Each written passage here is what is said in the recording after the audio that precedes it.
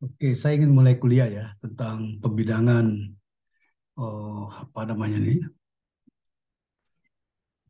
Ya, sudah dilihat share screen ya, share screen sudah dilihat. Saya ingin kuliah dengan subjek hukum ya. Nah, ini mulai penting sekali ya. Ya, ini hal yang mendasar sekali kalau kita bicara tentang ilmu hukum. Ya, jadi subjek hukum adalah segala sesuatu ya yang dapat mempunyai hak dan kewajiban menurut hukum atau segala pendukung hak dan kewajiban menurut hukum. Jadi mereka yang bisa memikul hak dan kewajiban itu adalah subjek hukum.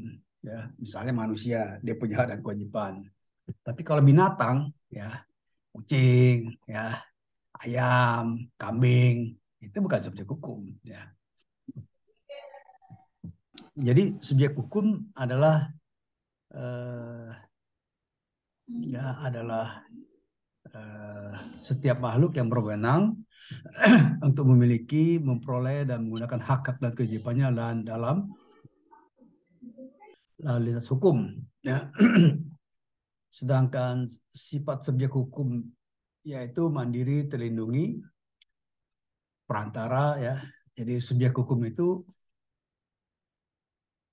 dapat dibedakan antara pribadi kodrati atau naturalik person, ya, kemudian pribadi hukum, reh person, dan juga adalah tokoh atau pejabat, leguman amtenar ya. Jadi pribadi kodrati itu manusia ya, manusia. Ya, saya terpaksa kasih kuliah Zoom nih karena saya sedang ada di Kepulauan Riau ya. Sejak hari Minggu saya ada di Kepulauan Riau karena ada kegiatan penelitian ya dan kemudian juga memberikan konsultasi. Oke, saya lanjutkan. Jadi sekali lagi kalau ditanya coba bikin klasifikasi ya tentang hakikat subjek hukum perbedaannya. Pertama pribadi kodrati ya pribadi kodrati manusia. Ya, naturalik ya naturalik person. Kemudian pribadi hukum ya rek person misalnya katakanlah PT, CP ya termasuk yayasan ya. Kemudian tokoh atau pejabat misalnya presiden, gubernur, bupati ya, kemudian menteri misalnya dan sebagainya ya.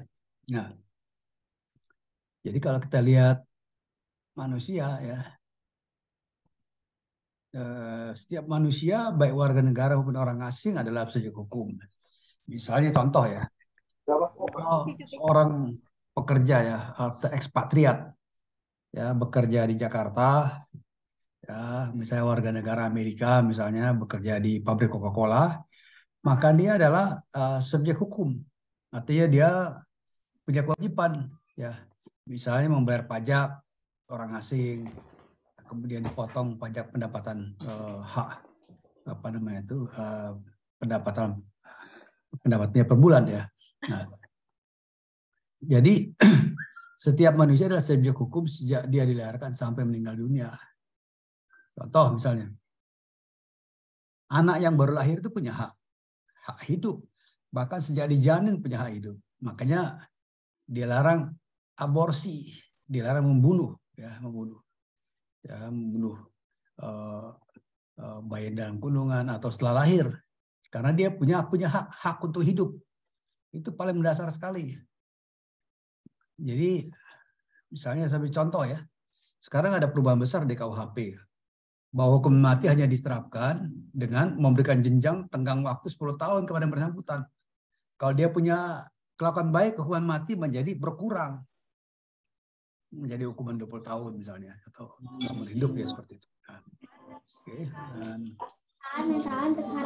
jadi itu nah menurut pasal 1 KUH Perdata ya bahwa menikmati hak kewarganegaraan tidak tergantung pada hak kewarganegaraan. Misalnya contoh ya, sekalipun dia orang asing ya, sekalipun dia orang asing eh, ya, sekalipun dia orang asing maka dia tetap harus mendapatkan perlindungan ya, nggak bisa disembarangin walaupun dia orang asing ya. Misalnya mentang-mentang orang asing, misalnya dalam proses ada satu peristiwa pidana, misalnya digebukin orang, oh kamu orang asing, nggak ada hak untuk minta perlindungan, nggak bisa begitu. Jadi ini istilah yang tepat betul menurut KUH Perdata. Jadi menikmati hak warga negara tidak tergantung pada hak warga negaraan. Misalnya sebagai hak warga negara, dia perlu identitas, ya. Misalnya kalau anaknya kalau dia istrinya melahirkan atau orang asing melahirkan anak, ya bisa didaftar, bisa diberikan sertifikat lahir dari pengadilan negeri. Nah, jadi setiap manusia pribadi atau naturalik itu sesuai dengan hukum dianggap cakap bertindak sebagai hukum, kecuali dalam undang-undang dinyatakan tidak cakap. Sepertinya dalam hukum dibedakan dari segi perbuatan hukum. Contoh misalnya orang gila. Orang gila nggak boleh melakukan transaksi, ya jual beli. Nggak bisa karena dia tidak bertanggung jawabkan. Ditawar 1.000 dikasih 1.000, malah dibilang 500 aja lah. Padahal harganya 1 juta. Jadi tidak punya tanggung jawab, bisa dikecoh. Ya. Atau anak di bawah umur. Ya, di bawah umur artinya belum punya KTP lah, ukurannya paling gampang. Kalau untuk transaksi misalnya katakanlah ada orang tua memberikan rumah kepada anaknya. Ya, tiba-tiba bapak dari yang memberikan rumah ini meninggal. Ya, meninggal. Kemudian si ibu ini ya pengen rumahnya dijual karena ada kebutuhan. Nah, anaknya yang baru di bawah umur ini, baru 5 tahun misalnya, tidak boleh melakukan transaksi. Dia diwakili oleh ibunya sebagai pengampu. Ya, gitu. Nah, manusia atau naturalik person itu sebagai subjek hukum telah punya hak dan mampu menjalankan haknya dan jamin oleh hukum yang berlaku dalam hasil menurut pasal 1 KUH Perdata. Ya, yang menyatakan bahwa menikmati hak kewarganegaraan tidak tergantung pada kewarganegaraan. Syarat-syaratnya apa? Ya, syarat-syaratnya misalnya seorang dewasa sudah berumur 21 tahun. Ini syaratnya. Ya. Atau kita berubah misalnya pemilu, yang penting dia punya KTP. Nah, tapi kalau ini kan atau perdata ya. Jadi kalau sudah belum lagi umur 21, tapi pernah menikah. Jadi janda atau duda ya. Dan kemudian seorang yang sedang tidak menjalani hukum. Berjiwa sehat, ya, berjiwa sehat. Kemudian berakal sehat. Ya. Misalnya menjalani hukum, sedang dipidana, nggak boleh dilakukan transaksi. Harus diwakili oleh orang lain. Ya. Nah, kemudian ada syarat-syarat cakap tidak hukum. Cakap ini artinya tidak mampu bertindak ya, bukan cakap. Ya, tidak cakap hukum, tidak mau bertindak menurut hukum. Jadi seorang yang belum dewasa, masih anak-anak, sakit ingatan, gila nggak bisa. Ya, nanti ditransaksi apa, dikasih apa. Transaksi 1 dikasih 2 misalnya. Kurang cerdas, ya IQ-nya jongkok. Ya suruh berhitung 1 sampai 10 aja keteteran gitu ya. Misalnya nggak bisa. Kemudian orang yang ditaruh di bawah pengampuan. Pengampuan ini adalah lembaga korotile, ya. Misalnya katakanlah Anggi ya, contoh aja atau siapapun juga namanya lah. Ya. Dia karena tidak cerdas, ya, kemudian juga katakanlah sakit ingatan, maka ditaruh di pengampuan, nggak boleh bertindak dia. Ya, atau misalnya boros, ya.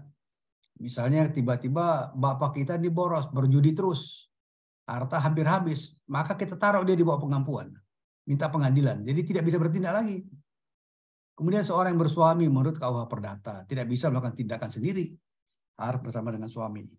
Ya, ini konsep dalam hukum perdata. Oke, kemudian usia dewasa bagi sebagian remaja melakukan satu prestasi sendiri. Nah, misalnya ulang tahun ke-17 sudah pegang KTP, ya, punya SIM, itu sudah anggap dewasa. Ya, berubah dari anak-anak. Jadi kadang-kadang patokannya itu SIM atau KTP, ya. Dan udah bisa ikut pemilu. Ya, di mata hukum usia dewasa seorang menjadi penting karena itu berkaitan dengan boleh tidaknya orang tersebut melakukan perbuatan hukum. Ya, ini penting nih, ataupun diberlakukan sebagai hukum. Artinya sejak seseorang mengalami usia dewasa, dia berhak untuk membuat perjanjian dengan orang lain, melakukan perbuatan hukum tertentu, misalnya menjual, membeli harta tetap atas namanya sendiri, semuanya tanpa bantuan dari orang tuanya selaku walinya. Jadi, apakah seorang berusia 17 hukum sudah dianggap dewasa di mata hukum? Ya, kalau melihat faktanya begini, Ya betul. Nah, syarat untuk transaksi di notaris bisa harus punya KTP. Nah, ini berbeda-beda ya. Jadi kalau menurut KUH Perdata dianggap dewasa kalau sudah 21 tahun. Ya. Kalau sebelumnya sih nggak dianggap dewasa gitu. Ya, nggak dianggap dewasa.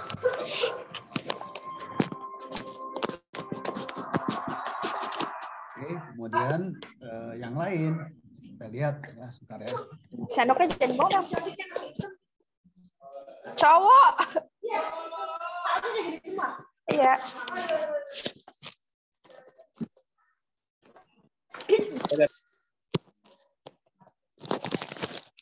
Lagi.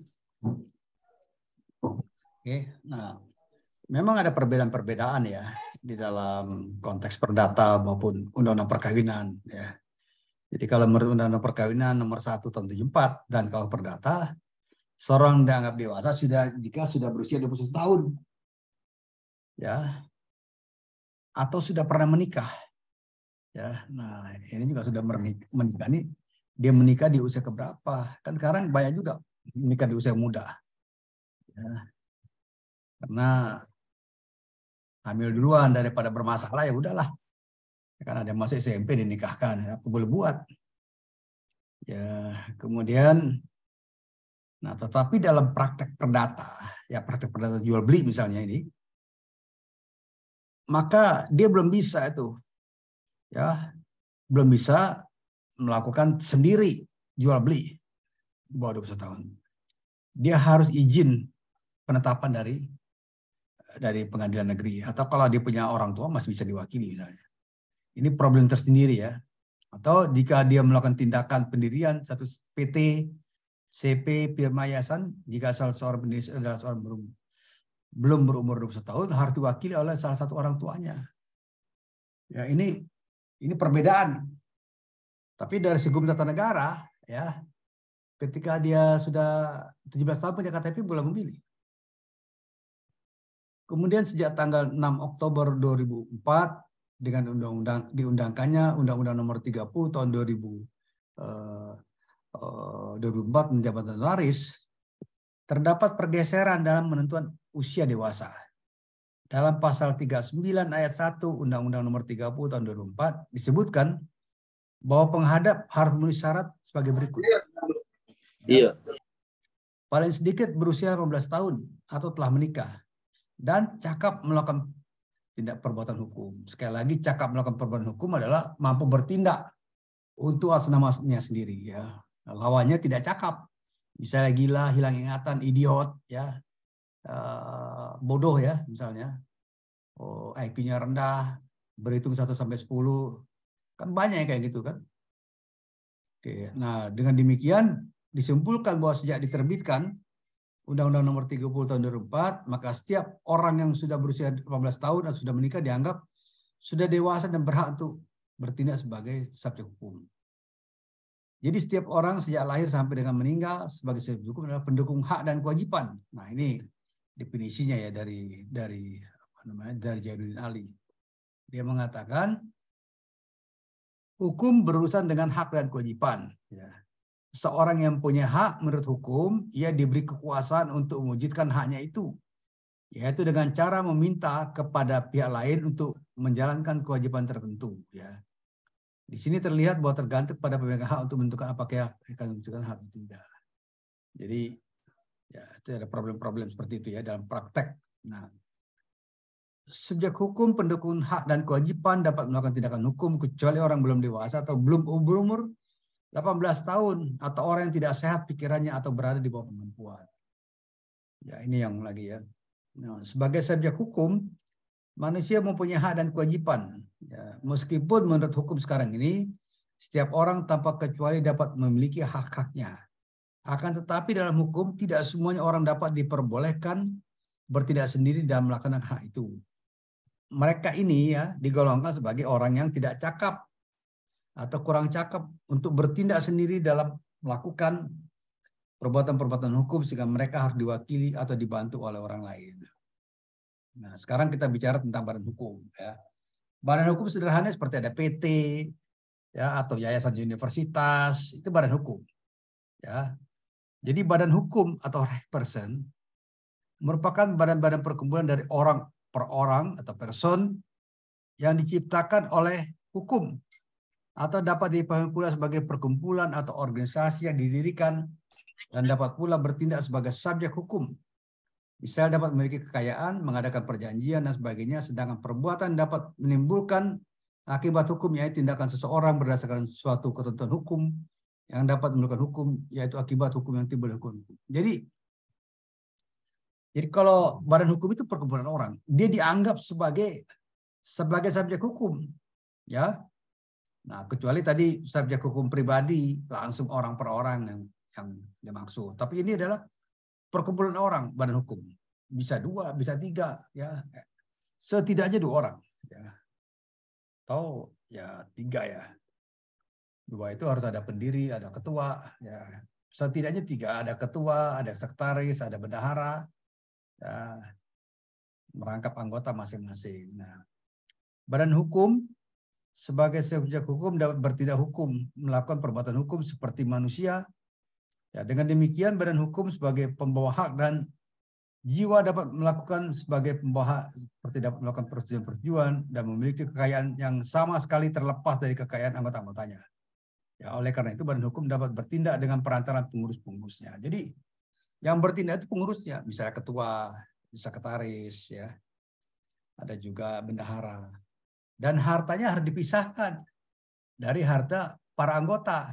Jadi karena itu ada yang disebut sebagai inbreng dalam bahasa Belanda, inbreng, atau memasukkan sesuatu. Misalnya ada perkumpulan, katakanlah gampangnya aja lah, Yayasan Pakuan, Yayasan Universitas Pakuan, ya. Jadi semua pendiri itu harus masukkan hartanya, nyetor, ya. Ada yang uang, ada yang bilang saya tanah aja lah, ya kan? Karena dia punya tanah luas, dia store tanah. Dan harta yang sudah di store itu ada yang terpisah, ya, dari harta pribadi dia. Jadi sudah jadi harta yang sah. Ini Meyers, ya, ahli hukum Belanda, mengatakan badan hukum itu adalah meliputi yang menjadi pendukung hak dan kewajiban, sama yang di atas. Begitu juga ada pendapat Logeman dan Utrecht, ya. Utrecht pendapatnya. Yang terpenting bagi perawat hukum ialah badan hukum mempunyai kekayaan, ya, atau pergomen yang sama sekali terpisah dari kan anggota, yaitu dalam hal badan hukum itu berupa korporasi. Jadi dipisahkan. Ya, karena itu ada setoran, ya, setoran, misalnya katakanlah akhirnya dibagi tuh, misalnya dia berapa persen setorannya jadi hak dia di korporasi itu gimana. Oke. Nah, ini pendapat lagi dari Rahma Sumitra mengatakan badan hukum atau person ialah satu badan yang dapat mempunyai hak harta, hak serta kewajiban seperti orang pribadi, ya. Jadi badan hukum atau person itu merupakan badan-badan perkumpulan, yakni orang-orang person yang diciptakan oleh hukum. Jadi dia ini semacam kayak apa ya, kayak jadikan orang badan hukum nih. Bisa bersuara, bisa punya kepentingan, bisa melakukan aktivitas hukum seperti manusia pribadi lain, hasil jual beli, ya.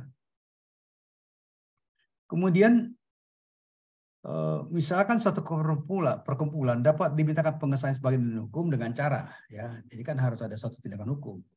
Misalnya didirikan dengan akte notaris, ya, ini penting nih. Kemudian didaftarkan di kantor panitera pengadilan negeri setempat. Untuk apa? Untuk domisili, tempat di mana dia berkedudukan. 3, dimintakan pengesahan anggaran dasar kepada Menteri Hukum dan HAM, sedangkan khusus untuk badan hukum dana pensiun, pengesahan anggaran dasarnya dilakukan oleh Menteri Keuangan. Kenapa? Karena ini menyangkut uang, ya, pengelolaan dana uang. 4, diumumkan dalam berita lembaran negara. Jadi kalau Anda mencari satu badan hukum, ya, atau misalnya katakan Yayasan Pakuan Siliwangi, ya, pengelola pendidikan di Pakuan, cari di lembaran berita negara, tahun berapa didirikan, cari, cek, ya. Anda bisa cek di kantor Kementerian Hukum dan HAM, bisa juga datang ke namanya Pusat Dokumentasi Hukum Fakultas Hukum Universitas Indonesia yang ada di kampus UI Depok, atau ya saya kira di kampus UI Depok ya. Oke, memang ada perdebatan mengenai bagaimana badan hukum dapat menjadi subjek hukum dan memiliki sifat-sifat subjek hukum seperti manusia. Ini banyak teori ya terkait dengan ini. Ya, teori yang paling pengaruh dalam hukum positif adalah teori konsensi, di mana pada intinya berpendapat badan hukum dalam negara tidak dapat memiliki keperluan hukum, hak kewajiban kekayaan kecuali diperkenankan hukum. Nah ini ya. Dan badan hukum itu dibedakan dalam dua bentuk. Pertama adalah badan hukum publik, publik rechtspersoon ya. Badan hukum publik adalah badan hukum yang di. Oke, kita sambung lagi ini apa namanya ini? Terhenti ya. Share screen masih kelihatan? Enggak, Pak. Ah, masih? Enggak ada, Pak. Oh, enggak ada. Saya share sekali lagi. Ya. Oke, ya. Jadi badan hukum itu dibagi dua. Ya. Pertama badan hukum publik atau public rechtspersoon. Jadi badan hukum publik adalah badan hukum yang didirikan berdasarkan publik untuk menyangkut kepentingan publik atau banyak orang atau negara pada umumnya. Dengan demikian, badan hukum publik merupakan badan hukum yang negara yang dibentuk oleh yang berkuasa berdasarkan perundang-undangan yang dijalankan secara fungsional oleh eksekutif, pemerintah atau badan pengurus yang diberikan tugas untuk itu, seperti negara Republik Indonesia, pemerintah daerah tingkat 1, tingkat 2, Bank Indonesia dan perusahaan negara. Ya, misalnya BUMN itu badan hukum publik, Telkom, ya atau universitas negeri misalnya itu badan hukum publik, bukan hukum privat. Kemudian badan hukum privat. Badan hukum privat adalah badan hukum yang didirikan berdasarkan hukum sipil atau perdata yang menyangkut kepentingan banyak orang dalam badan hukum sendiri. Nah, dengan demikian badan hukum privat merupakan badan hukum swasta yang didirikan orang untuk tujuan tertentu, yakni keuntungan sosial, pendidikan, pengetahuan dan sebagainya menurut hukum berlaku secara sah. Misalnya perseroan terbatas, korporasi, yayasan, badan amal dan sebagainya. Ya. Oke, misalnya Pakuan Siliwangi, kampus kita itu badan hukum yayasan. Ya, jadi pendidikan. Atau lagi misalnya rumah sakit, dirikan berdasarkan yayasan, ya itu boleh. Nah, menurut Dormir, istilah badan hukum dapat diartikan sebagai berikut: persekutuan orang-orang yang di dalam pergaulan hukum bertindak selaku seorang saja. Ya, jadi soalnya gitu. Yayasan suatu harta atau kekayaan digunakan untuk tujuan tertentu, misalnya bangun rumah sakit, sekolah, segala macam ya. Selain manusia sebagai subjek hukum, di dalam hukum terdapat pula badan-badan atau perkumpulan yang dapat juga memiliki hak dan melakukan perbuatan hukum lainnya seorang manusia, misalnya jual beli, ya, hibah, ya jual beli itu kalau hanya biasanya manusia, tapi badan hukum bisa yayasan, pakuan, ya, beli katakanlah tanah untuk bikin fakultas teknik yang di belakang itu boleh. Jadi badan-badan dan perkumpulan mempunyai kekayaan tersendiri, ikut serta dalam lalu lintas hukum dengan perantara pengurusnya dan dapat digugat, dapat juga menggugat di muka hukum. Ya, misalnya ada persoalan sengketa nih. Yayasan Pakuan sudah beli mobil 5, kok nggak diantar-ngantar sama dealernya? Sekali diantar sama dealernya, nah, ternyata harusnya cc-nya 2.500, kok cuman 1.500. Nah, itu bukan prestasi, bisa menggugat. Siapa yang menggugat? Pengurus yang ditunjuk berdasarkan anggaran dasar rumah tangga. Jadi badan hukum sebagai subjek hukum dapat dibedakan menjadi dua. Badan hukum publik seperti negara, provinsi, kabupaten, ya, BUMN tambah ya. Badan hukum perdata seperti perseroan terbatas, yayasan dan korporasi. Nah, ini problem ya. Bagaimana satu BUMN yang telah go public? Apakah masih hukum privat atau di publik? Karena badan hukum BUMN yang telah menjadi perseroan terbatas dan sudah go public, dia adalah badan hukum swasta. Tetapi karena ada uang negara di dalamnya, terhadap penyimpangan penggunaan negara, dia tunduk pada hukum publik, hukum pidana. Ya, itu masuk dalam delik korupsi atau segala macam. Nah, berdasarkan penjelasan di atas, dapatlah disimpulkan tentang pengertian badan hukum sebagai subjek hukum itu mencakup hal sebagai berikut. Perkumpulan atau organisasi. Nggak bisa orang single pribadi sendiri, nggak bisa ya, disebut badan hukum. Dapat melakukan perbuatan hukum atau right handling dalam hubungan hukum atau res based tracking.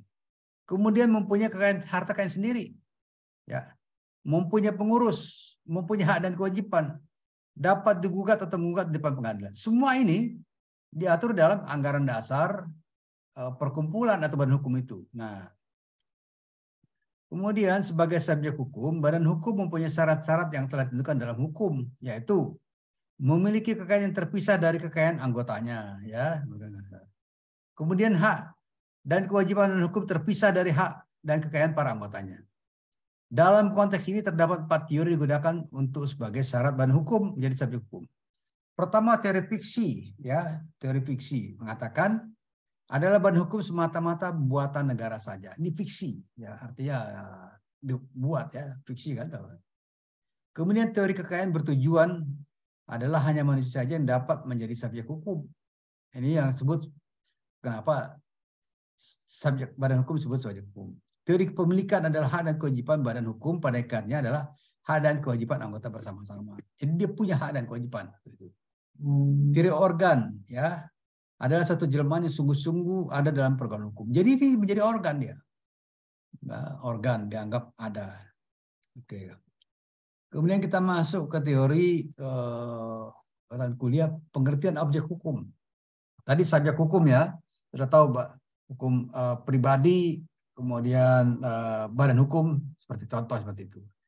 Objek hukum. Jadi sekarang kita lihat pada KUH Perdata, ya. Jadi pengertian objek hukum menurut pasal 499 KUH Perdata, yakni benda, objek hukum. Benda ini adalah sesuatu yang berguna bagi subjek hukum atau segala sesuatu yang menjadi pokok permasalahan dan kepentingan para subjek hukum atau segala sesuatu yang menjadi objek hak milik, ya. Contoh misalnya Pakuan punya gedung, punya kampus, punya mobil, segala macam, itu benda, ya, benda. Ini harus punya ini nih, benda ini, ya. Benda bersifat kebendaan atau berwujud. Benda yang bersifat kebendaan adalah, ya, adalah benda yang sifatnya dapat dilihat, diraba, dirasakan dengan panca indera terdiri. Seperti misalnya benda bergerak atau tidak bergerak, ya. Benda bergerak itu misalnya katakanlah meja, kursi, dapat berpindah-pindah, ya. Ternak juga termasuk benda bergerak. Benda bergerak menurut pasal 51 KUH Perdata adalah hak atau atas benda. Misal hak memungut hasil, ya, benda bergerak, hak pakai segala macam, saham, itu termasuk benda bergerak, ya. Oke, benda tidak bergerak tidak bergerak dapat dia seperti itu. Benda yang tidak bergerak sifatnya, misalnya tanah, ya, itu benda tidak bergerak. Dan segala sesuatu melekat di atasnya, misalnya pohon, tumbuhan, area, patung, segala macam. Benda tidak bergerak karena tujuannya mesin, ya, atau tadi pakai mesin, selembar, segala macam. Benda tidak bergerak karena ketentuan undang-undang berwujud hak-hak atas benda-benda tidak bergerak, misalnya hak mengut, ya, hak pakai, hipotek, segala macam. Ya, hipotek hak gade, ya. Itu benda tidak bergerak. Oke, nah, selain itu 4 hal berkaitan dengan benda bergerak atau benda tidak bergerak. Misalnya kepemilikan terbesit, ya. Jadi kepemilikan ini yakni dalam hal benda bergerak berlaku ajas tercantum dalam pasal 1977 KUH Perdata, ya, yaitu besiter. Besiter dari barang bergerak adalah pemilik atau egenar, ya, dari barang tersebut. Sedangkan untuk barang-barang tidak bergerak tidak demikian halnya. Jadi dibilang siapa yang bisa bergerak dialah pemiliknya. Penyerahan, levering. Ya, terhadap benda bergerak dapat dilakukan penyerahan secara nyata atau hand by hand atau dari tangan ke tangan, sedangkan untuk benda tidak bergerak dilakukan balik nama. Jadi misalnya katakanlah kendaraan itu benda bergerak. Bisa diserahkan hand by hand, ya. Tetapi kalau rumah misalnya gedung itu benda tidak bergerak. Ya, ada tanah pokoknya diserahkan dengan cara balik nama, levering itu. Kemudian daluarsa atau perjaring. Jadi untuk benda-benda tidak bergerak mana daluarsa, ya. Sebab di situ ini hanya dengan pemilikan agendum atau benda bergerak, untuk benda tidak bergerak mana ada daluarsa. Ini harus dijelaskan dalam satu kelas khusus, ya. tapi pahami aja dulu. Kemudian pembebanan, ya, terhadap benda bergerak dapat dilakukan pembebanan pan, gade, fidusia, ya. Misalnya katakanlah punya rumah bisa digade, kantor bisa digade. Sedangkan untuk tidak bergerak dengan hipotek adalah hak tanggungan untuk tanah serta benda-benda selainnya. Jadi kalau kita mobil kita bisa gade, ya. Tapi kalau tanah, rumah itu harus difidusia, ya, dihipotekkan namanya. Benda yang tidak kebendaan tetap berwujud. Nah, benda yang bersifat tidak kebendaan adalah satu benda yang dirasakan oleh panca indera saja. Tidak dapat lihat dan kemudian dapat dirasai menjadi suatu kenyataan. Contohnya merek perusahaan paten. Itu tidak bersifat kebendaan, ya. Benda tidak bergerak, ya, paten. Nah, menurut pasal 503 KUH Perdata, benda dibagi menjadi dua, benda berwujud, ya, benda ini keseharian, misalnya rumah, mobil, benda tidak berwujud. Ini pengulangan aja, ya. Bisa katakanlah tadi, ya, seperti abstrak nilainya hak dan nama baik, misalnya. Nah, kemudian ada pasal 504 KUH Perdata ini dibedakan lagi, benda tidak bergerak, benda tidak dapat dipindahkan, misalnya tanah, pabrik, gedung. Benda bergerak dapat dipindahkan, misalnya kendaraan bermotor, ya. Kemudian sebagai benda menurut ini dilakukan dengan agunan, ya. Ya. Kemudian hak dan kewajiban dalam hukum. Nah, ini penting juga, ya, sebagai pengantar, ya. Jadi nanti saya akan share lagi bahan ini sebagai bahan tambahan, dan ada juga di buku kuliah walaupun tidak diulas secara detail, ya, umum aja. Jadi hak dan kewajiban, ya. Hukum sebagai kumpulan peraturan atau kaidah mempunyai isi bersifat umum dan normatif, ya. Umum karena berlaku bagi semua orang, dan normatif karena menentukan apa yang seyogianya dilakukan, apa yang tidak boleh dilakukan atau harus dilakukan, atau serta menentukan bagaimana caranya melaksanakan kepatuhan kepada kaidah-kaidah. Oke. Hukum harus dibedakan dengan hak dan kewajiban yang timbul kalau hukum itu diterapkan terhadap peristiwa konkret. Ya, ini penting sekali, ya. Jadi hukum baru menjadi kenyataan apabila pada subjek hukum diberikan hak dan kewajiban dan diberikan hak dan dibebani kewajiban, ya. Seperti misalnya katakanlah sebagai warga negara kita punya hak, misalnya hak untuk hidup, hak untuk dapat pekerjaan. Tapi ada kewajiban ketika kita bekerja, kewajiban kita adalah membayar pajak, ya, seperti itu contoh simpelnya. Nah, hak dan kewajiban bukanlah merupakan kumpulan peraturan atau kaidah, melainkan merupakan perimbangan kekuasaan dalam bentuk hak individual di satu pihak yang tercermin pada kewajiban kita kepada lawan. Ya, misalnya kalau ada jual beli, ya, maka kewajiban kita adalah membayar barang yang kita mau beli, dan kemudian hak kita adalah menerima barang yang sudah dibeli. Nah, hak dan kewajiban itu merupakan kewenangan diberikan pada seorang oleh hukum. Kalau hukum sifatnya umum, maka karena berlaku bagi setiap orang, maka hak dan kewajiban itu sifatnya individual dan melekat pada individu. Ini pengertian hak sekarang, ya. Hak adalah kepentingan yang dilindungi hukum, sedangkan kepentingan adalah tuntutan perorangan atau kelompok yang diharapkan untuk dipenuhi. Ya. Misalnya hak pendidikan itu hak warga negara dan dilindungi hukum dan harus dipenuhi. Ya. Misalnya hak pendidikan itu.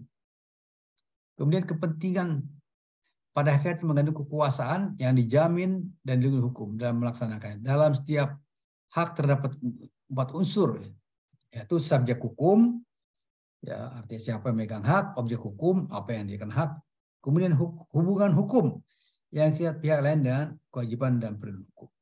Hubungan hukum misalnya katakanlah antara penjual dan pembeli, contohnya simpel aja, ya, penyewa dan yang punya rumah yang disewakan.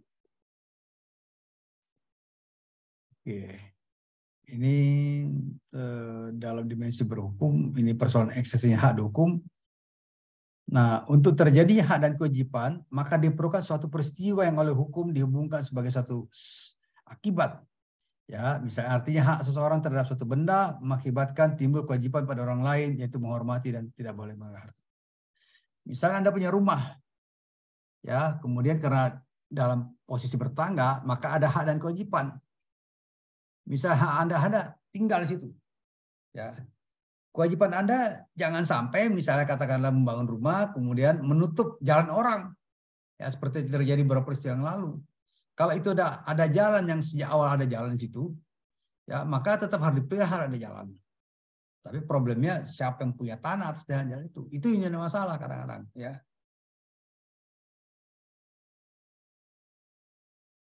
Nah, ini yang saya kira sampai di sini dulu kuliah ya. Sampai sini saya masih ada di luar kota ya. Nanti kuliah berikutnya kita sambung lagi ya. Ada yang mau tanya nggak? Ada yang mau tanya? Halo? Raymond, ada? Ada, Pak. Pertanyaan? Ada apa Pak. pertanyaannya? Mengapa badan hukum asing yang beroperasi di Indonesia itu harus menjadi perseroan terbatas atau PT dulu, Pak? Kemudian terkait jenis-jenis hukum yang Bapak kemarin bahas itu, apa maksudnya dalam sebuah kasus itu dapat Nggak jelas itu pertanyaannya. Apa namanya? Sinyalnya buruk. Sinyalnya buruk. Ya, saya ulangi, Pak. Ya, coba ulangi. Mengapa badan hukum asing yang beroperasi di Indonesia harus menjadi perseroan terbatas terlebih dahulu? Kemudian Oke, itu dulu ya. Itu dulu ya. Ayo. Gini. Hampir setiap negara mengatur persoalan keperdataan, ya, mengatur hubungan-hubungan ekonomi, termasuk dalam bentuknya suatu perseroan, ya. Ya kalau di Amerika namanya limited, ya limited, ya LTD itu limited. Kenapa? Karena dia ini melakukan kegiatan usaha di negara tertentu. Dia harus tunduk pada hukum itu. Ya. Kenapa? Dia harus jadi badan hukum. Misalnya PT Tanco Indonesia, contoh ya, Tanco yang buat rambut itu loh. Atau PT Coca-Cola Indonesia. Kenapa? Karena dia akan menjalankan kegiatan bertransaksi atas nama hukum Indonesia, nggak bisa hukum lain. Ya, misalkan karena dia membuka rekening itu harus badan hukum. Rekening perusahaan ya, harus badan hukum. Transaksi, kemudian membayar pajak, makanya begitu. Dan setiap negara menentukan itu. Di Indonesia misalnya katakanlah kepemilikan asing itu maksimal 50% misalnya. Ya. Katakanlah pengaturan seperti itu. Atau kalau dia satu badan hukum di Indonesia, walaupun adalah perusahaan joint venture dengan luar, maka dia bisa listing, bisa terdaftar di pasar modal. Jadi di negara manapun nggak bisa itu. Orang bertindak tidak atas namanya. Tapi kalau dalam hal sengketa, misalnya dalam dibikin ini perusahaan joint venture, ya Coca-Cola Indonesia misalnya. Di dalam anggaran dasar dikatakan apabila terjadi sengketa, maka penyelesaiannya bisa di arbitrase internasional, misalnya di London atau di Singapura. Boleh, ada kebebasan berkontrak. Tapi dia harus terlebih dahulu register. Ya, register. Bahkan kalau kita lihat, misalnya ada perusahaan yang plat nama doang ya mendaftarkan perusahaan di Cayman Island untuk menghindari pajak, misalkan itu cerita-cerita kayak gitu. Ya orang Indonesia pun misalnya Erick Thohir ya, Erick Thohir kan pemilik klub sepak bola itu di Washington ya, divisi 2. Maka Erick Thohir ini harus buat badan hukum dulu. Bersama-sama dengan mitranya di Amerika baru bisa. Terjawab nggak kira-kira Raymond? Iya, Pak. Ngerti ya? Oke, pertanyaan kedua apa? Pertanyaan kedua. Apa artinya sebuah kasus itu dapat diperdatakan dan dipidanakan sekaligus, Pak? Nah, ya. Kadang-kadang awalnya persoalan perdata. Ya, misalnya gini. Wan prestasi atau ingkar janji ya. Misalnya katakanlah saya membeli rumah ya. Sebagai perusahaan saya beli tempat kantor lah. Ruko. rumah dan toko, ya. Kemudian terjadi transaksi. Tetapi kewajiban saya sudah saya berikan, duit sudah saya bayar, ya, transaksi di notaris sudah dilakukan. Tiba-tiba tidak pernah terjadi penyerahan ruko itu. Ya. Kemudian saya gugat. Tapi ketika digugat, kok terjadi pengalihan ruko itu? Misalnya ruko yang sudah saya beli kok disewakan sama orang lain. Nah, langkah itu bukan lagi perdata, bukan menggugat pengadilan negeri, tapi sudah masuk ke penipuan, sudah dikasih duit, sudah dibayar, tapi tidak pernah terjadi serah terima. Kira-kira gitu ininya penjelasannya ya. Kadang-kadang dia switch itunya, dia bergeser karena memang terjadi ada unsur pidana seperti itu. Mudah-mudahan jelas ya. Ada yang lain yang bertanya? Izin Pak, mau bertanya. Siapa nih? Ridho. Ridho Pak. Ya. Tadi kan kalau kata Bapak kan kalau misalkan objek hukum benda bergerak itu seperti kendaraannya Pak, mobil kayak gitu kan ya Pak. Tapi di sini di buku pengantar ilmu hukum dijelaskan kalau benda tak bergerak itu contohnya seperti tanah, pohon, rumah, kapal laut dan pesawat udara. Itu bagaimana Pak? Kalau kapal laut dengan pesawat udara termasuk ke dalam benda tak bergerak. Terima kasih. Ya.